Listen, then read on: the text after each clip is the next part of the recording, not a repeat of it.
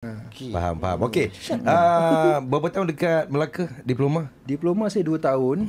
Tempat tu pun dah tak ada nama dia dulu, Akademi Seni Melaka. Kemudian ditukar pada Institut Seni Teknologi Malaysia. Kemudian sekarang pun dah tak ada, dah jadi sejarah. Melaka kan banyak tempat bersejarah. Salah satu sejarah dia akulah. Jadi menyambung peringkat ijazah di Unimas. Saya sebenarnya nak masuk UM. Saya merayu lagi nak masuk Universiti Malaya tapi tak dapat. Satu mungkin kredit saya tak bagus kot. Jadi saya dapat di Sarawak. Jauh tu berapa lama? Saya macam protes cakap kenapa aku kena pergi Sarawak jauh. Tak pernah pergi Sarawak. Naik kapal terbang pun first time masa tu. Jadi bodoh kan. First kali air baru buka masa tu kan.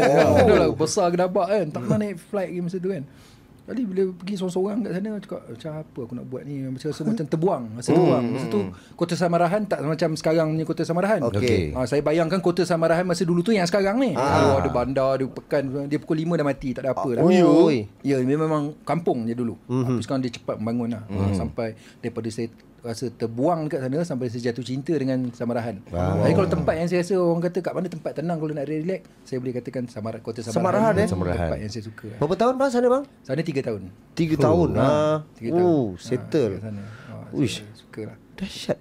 Setelah menyambung habis pembelajaran dalam bidang teater ni, lepas tu berlakon macam mana abang boleh berlakon? Dia jadi cerita dia sebenarnya saya tak plan pun ke sini. Saya sebenarnya berkhidmat sekejap di UiTM. Selepas habis sana sebagai saya pensyarah. Dahsyat. Betul ni. Dululah tahun 2003. Ya, 2003. Sampai 2006. 3 tahun ke? Ya.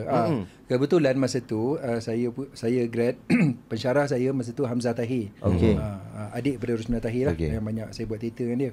Dia pun dah habis kontrak dengan Unimas. So dia dipanggil ke UiTM. Dan cikgu saya Arwah Mazlan Tahir pun mengajar di situ. Dia kata, mainlah sini, interview kat sini. So saya interview dengan pensyarah saya sekali. So dia jadi pensyarah, saya pembantu pensyarah. Belum lagi pensyarah, saya pembantu pensyarah lah.